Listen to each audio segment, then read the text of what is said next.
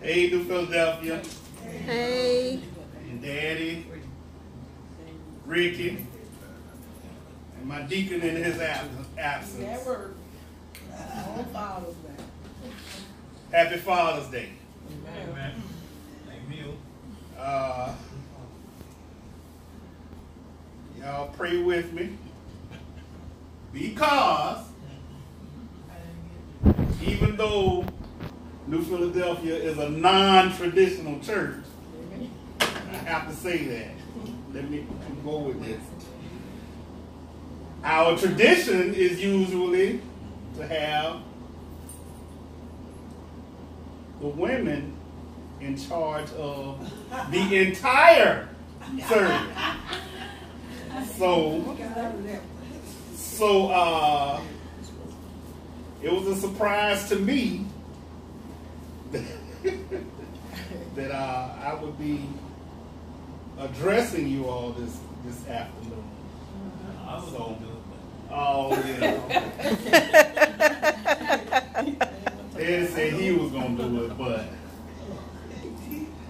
Since you already there. we know how that goes. So,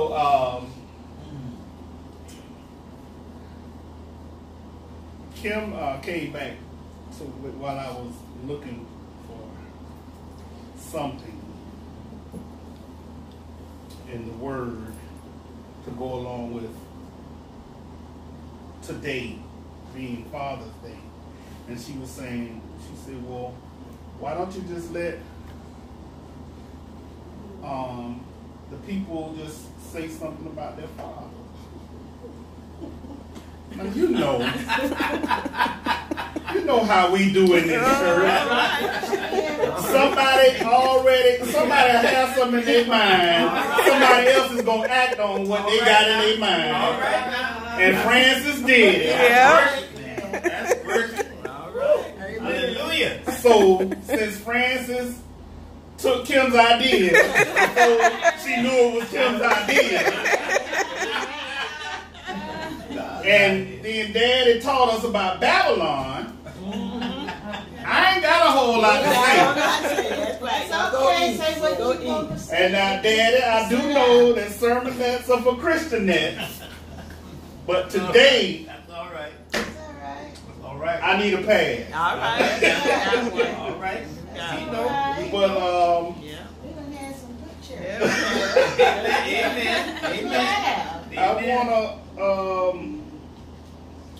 have a little impromptu talk with y'all from the subject: stop, look, and listen. Amen.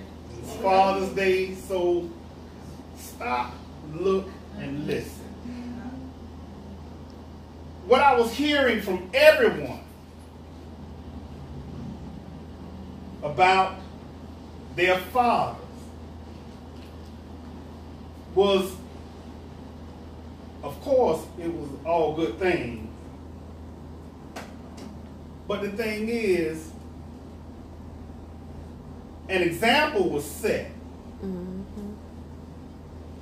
And there was observation from the children. You observed what your father was doing. Whatever it was, you were looking at it. You were watching him.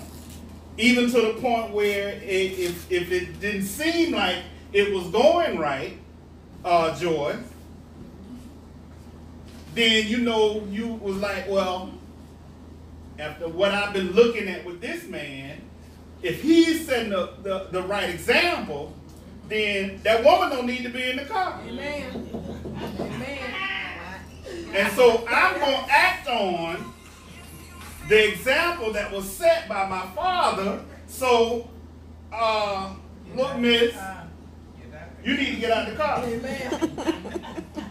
And to give confirmation on the fact that that was the right thing to do, what did he say? Yeah. You got to get out of the car.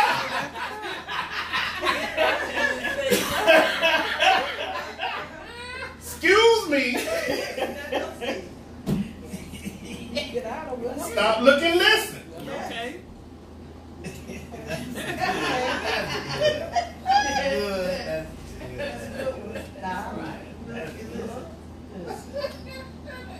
Growing up, we had my dad. That wasn't always easy.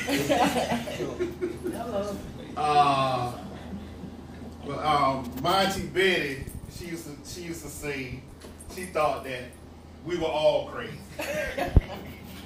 because well, Daddy is Daddy, and before Reverend Gaskin, Daddy was Daddy. All right. And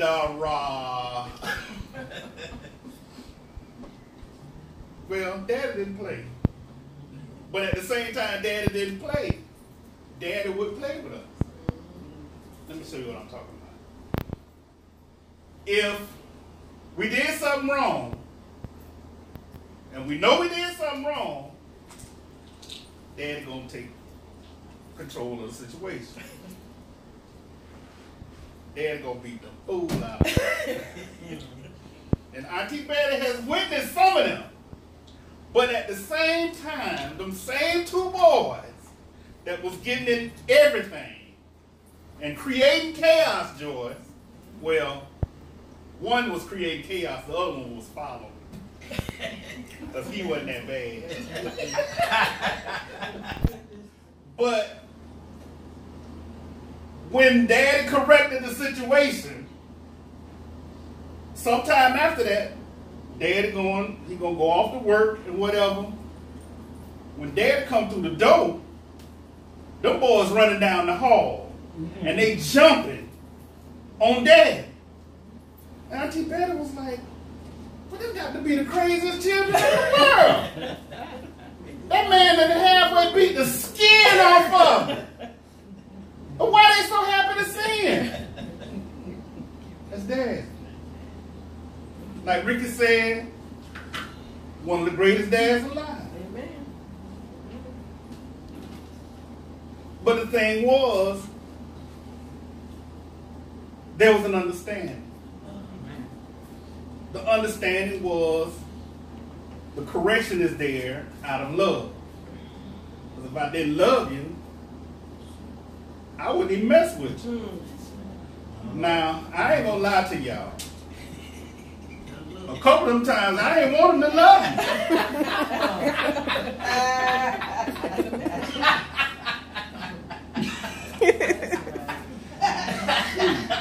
If not loving me meant that you wasn't going to beat me, well, stop loving me just for a little while.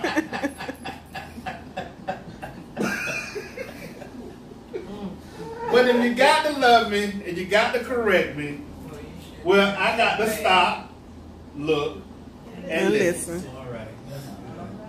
I got to see where this is coming from. And it's coming out of a place of love. And because it's coming out of a place of love, then the observation is there. The lesson is there. And I just got to pick up on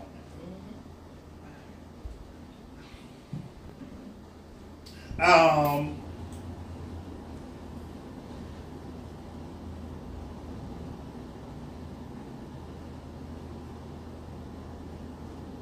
Dad does a whole lot of different things, and some things are funny, some are, but almost everything is a learning situation.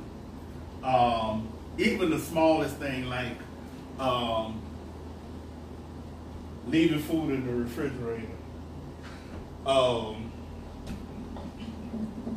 We have learned, Auntie Helen, we have learned not to leave food in the refrigerator. Put your name on it. Amen. Well, there's no need to put your name on it. Because the lesson is, don't leave food in Daddy's refrigerator.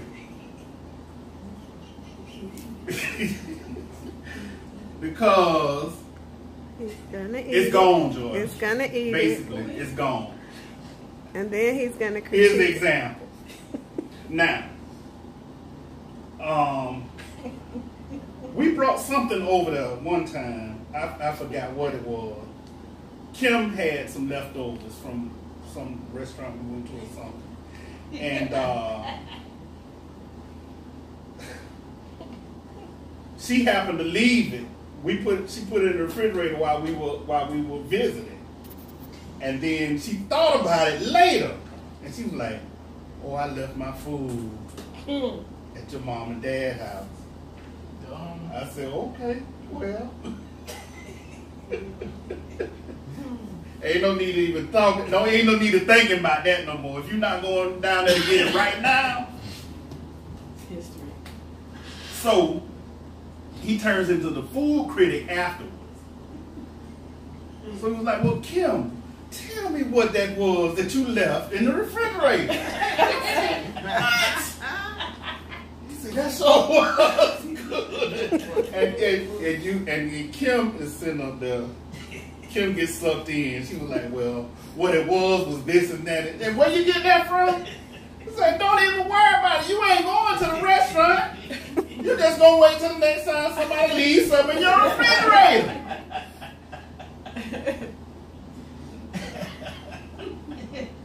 And, well,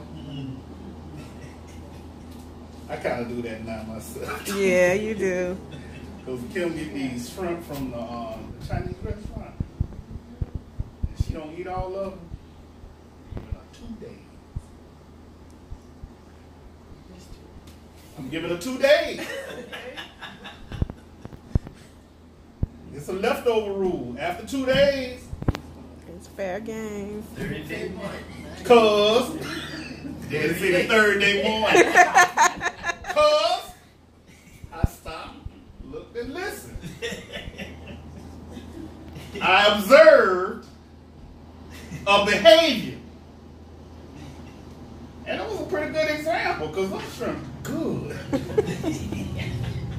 Now her broccoli is safe. But the shrimp, I'm going after that. But I remember like things like when we were younger and we were told never to start fights. But if one starts and it happens to be with you, then you got to finish it. That's right. Because if you don't do what you're supposed to do in the fight, you got to deal with that when you get home. Well, what didn't you do? Oh, but see, I already know. That man crazy. So my thing is, well, I'm going to go ahead and deal with this right here, right now, so I don't have to deal with him later. Because he got mad one time.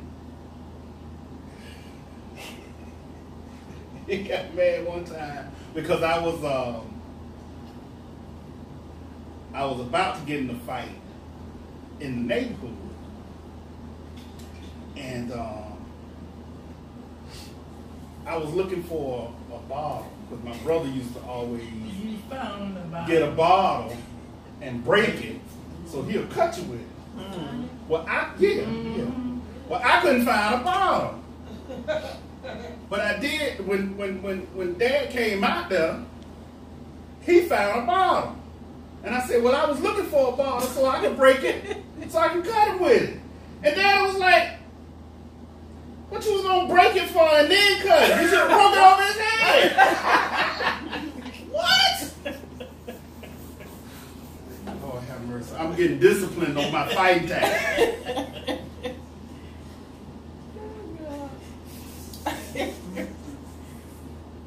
But that was just part of the growing up. Going to the Catholic school, it was always something going on at that Catholic school. And a child hit me. And I was like, and then he ran. And he ran until he could find the the high sitting nun, and he ran and got behind him. I said, oh, okay. I'm gonna get you.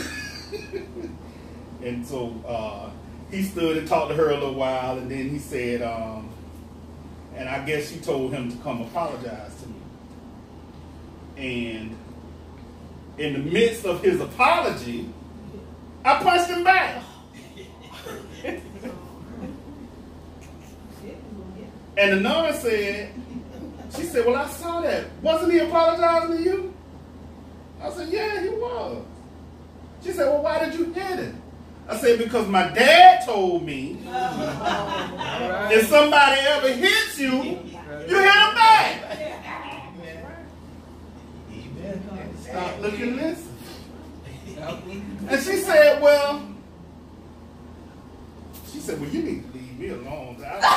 I don't want to be your friend if that's the kind of friend you are. I said, well, obviously he wasn't my friend because he punched me. And more obvious than that, he wasn't my friend because I punched him back. I said, but, see, these little teachers y'all trying to give me right now in 3rd grade, y'all can't give me nothing. I've been at this house all my life. At that time. I said, what, so, I said, well, I can't do nothing about how you feel about me. But I know what happens if I get home and, well, I didn't hit him back. And I'm just not going to deal with that. I'm just not going to deal with that. But,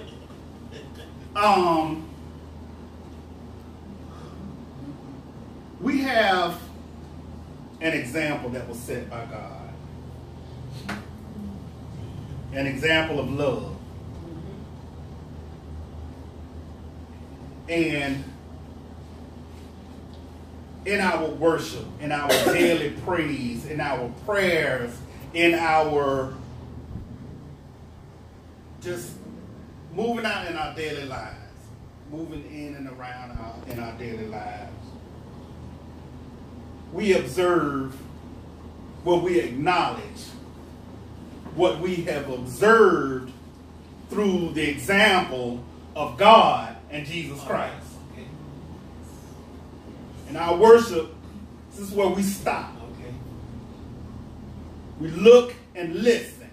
We are brought back to the days of the Bible, where many examples were set. We apply them to our lives right now. Stop, look, and listen.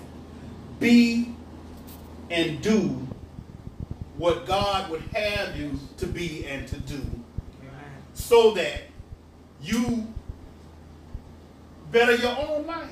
Amen. Listen to your father who begot you, and do not despise your mother when she's old.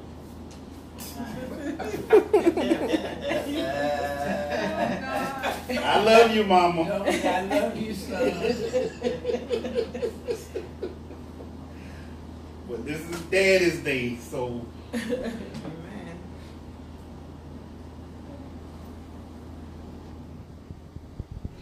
I tried. I studied, and it's just stuff in the Bible I can read over and over and over again. I'm just not gonna see what this man sees, and I'm always surprised. I've gone past amazement. I'm just always surprised that there is something new. And he finds something new. I'm like, well, who is writing these Bible series?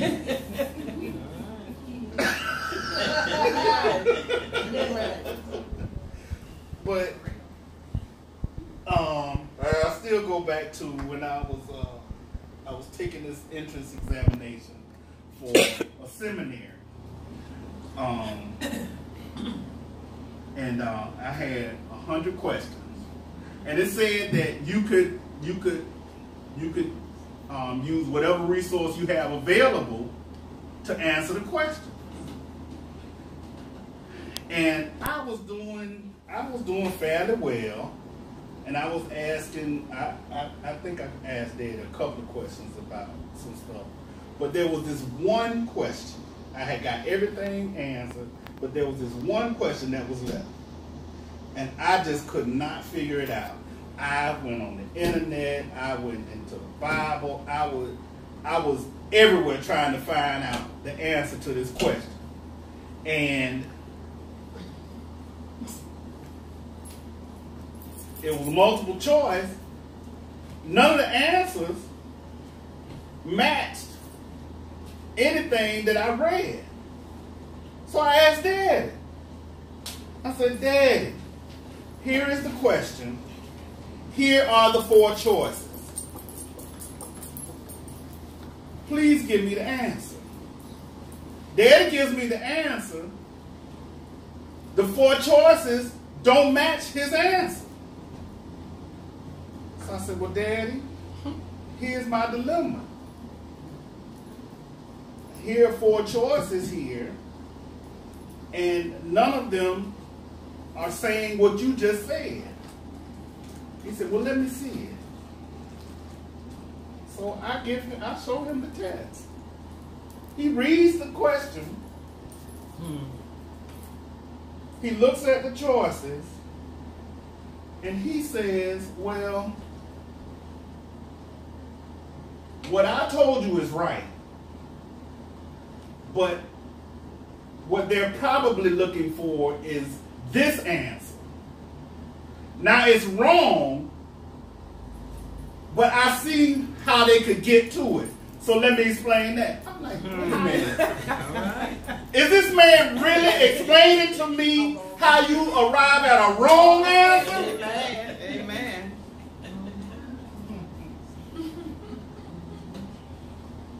I say, so now I get to pick out of these 4 wrong answers, which one is the right wrong answer? And but for him to justify the wrong answer, Right, wrong. I didn't even send the test in. No. Why?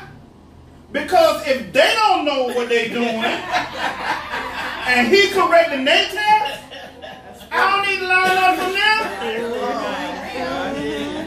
I got my seminary right here. Amen. He was there, Wanda.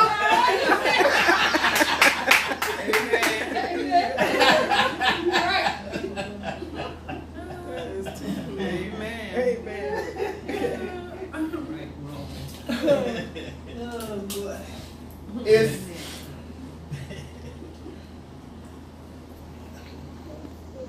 the whole thing, like I said, it's about stop, look, and listen. I remember, well, I always knew that Daddy didn't have the fear of white people.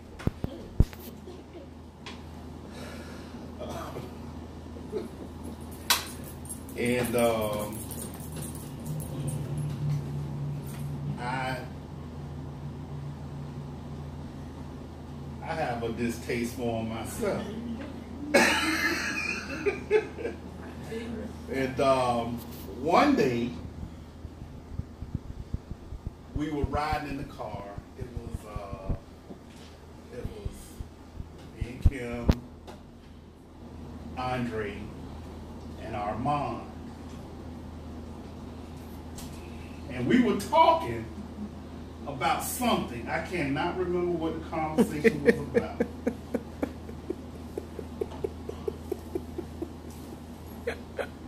And Armand is very observant. Armand sees things and he'll let you know later that he saw something, because it'll come back to his memory and he'll say something about it. When you don't think he's looking, but you always have to make sure that you're doing the right thing, because you don't know what eyes are on you. Mm-hmm. Amen. Stop looking, listen. And so we were talking, and I don't know what we were looking at. We were talking about something, how something looked or whatever. And Armand just bust out. He said, it looked like a cracker. I said, Oh, wow. Oh my God. so I said, oh Lord. So I'm trying to play back tapes in my head. I said, did I ever say that in front of Armand? Yeah. All right. I didn't. No. I didn't.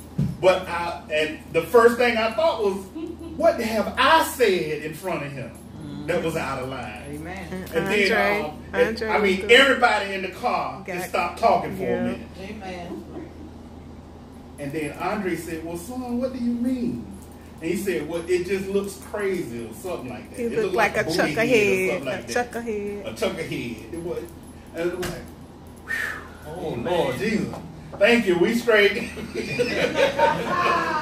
Because what we were thinking in our own mind, in our own lexicon, in our own vocabulary, what we meant and what he meant was two totally different things. And I was just so glad that this was the one time, because there would probably have been some other times, and I might have said something, or his dad might have said something, somebody might have said something out of line.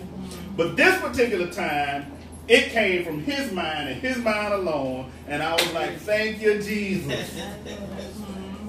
Amen. Thank you, Jesus. Because I know how I am about that. I know how I am about law enforcement. And I got a real bad thing for law enforcement. I got a real, and I'm doing better lately. What I do is I just make sure that I'm acting right, so I don't have to have an interaction with them. Amen. Because see, all the stuff that you're seeing on the internet now, it still make me not like them. Amen. But as long as I don't have an interaction with them. Yes. Because I got a good friend that's a sheriff's deputy. And he came to visit our house one night. And Andre came in from something. I forgot what it was. And he saw Luke standing in the house, you know, in uniform and everything, and he had drove the car up and everything, and he said, and the first thing he was thinking was something was wrong. He said, why is the sheriff deputy in his house? And the guy said, oh, I'm a friend of your dad's. Andre was like, no, you're not. He said, no, you're not. He said, my dad can't stand law enforcement. So ain't nowhere in the world you gonna stand in this house and tell this big old lie that you one of his friends. I said, well, no, he is one of my friends. But you know, but that's what I'm saying is, stop looking, listen. And so I had to alter my behavior so that my children, so that those under me can see that, well, you can change, number one, but just like in the Bible, change has been made once you encounter Jesus Christ. All right now. Yes. And a lot of it was taking the time to stop, look, and listen. Amen. Sermon on the Mount. Woman with the issue of blood. The woman at the well. You know, people stopped. They looked to see what the situation was. They gave their first assessment, But once Jesus weighed in and they heard what he was saying, it was like, oh, you know what? That actually makes more sense than where I was trying to go with it. And if we're going to observe fathers, if we are going to pay tribute to them, if we're going to be memorializing them, whatever we want to do as it pertains to honoring those men, we have to think about the fact that throughout the period of time that we had them in our lives, just look at the fact that we stopped, looked, and listened. And we might not, at the time, we might not have agreed with everything that came down the pipe. But they were operating in our best interest. And even when it didn't seem like they were lining up with God, they were lining up with God. Amen. And the example was set. Proverbs 17:24 says, wisdom is in the sight of him who has understanding, but the eyes of a fool are on the ends of the earth. A foolish son is grief to his father, and bitterness to her who bore him. The 27th verse says, he who has knowledge spares his words, and a man of understanding is of a calm spirit.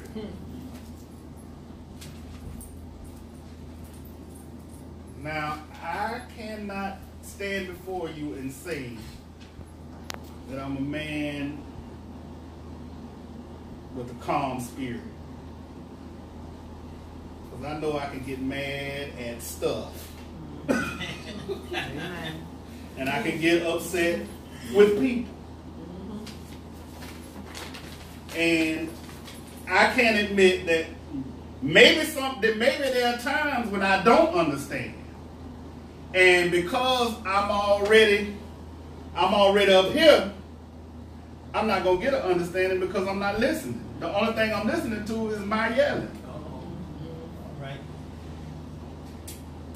But I had an example for that.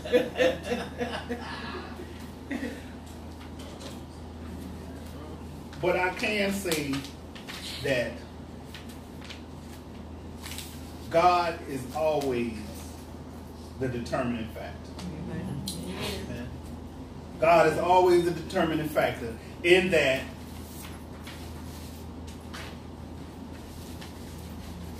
our continued interaction with God, our prayers, our devotion, our meditation, our study, all those things where we take our time to spend with God, that determines how we'll move out throughout the day, how we'll move throughout the day. That determines our personality changes. That determines our heart changes. That determines our behavior changes. God is the determining factor, because when you take the time to stop, look, and listen, when you put aside all of your mess, when you look at the example of the cross, when you look at the example of the crucifixion, when you look at the example of that third day, when you look at the example of Jesus not having an argument with God, All right now. but saying, if this is what you want me to do, then I'm going to do it. I'll make your will my own. So if you can stop, look, and listen to the Spirit of the living God, He living. the Spirit of our Father, Everything else is going to be all right. All right now. All right. Amen. God is the determining factor. Yes. Yes. So, have y'all listened to me? Amen. Amen. Y'all looked at me? Listen. Yes. Then I'll stop. Stop.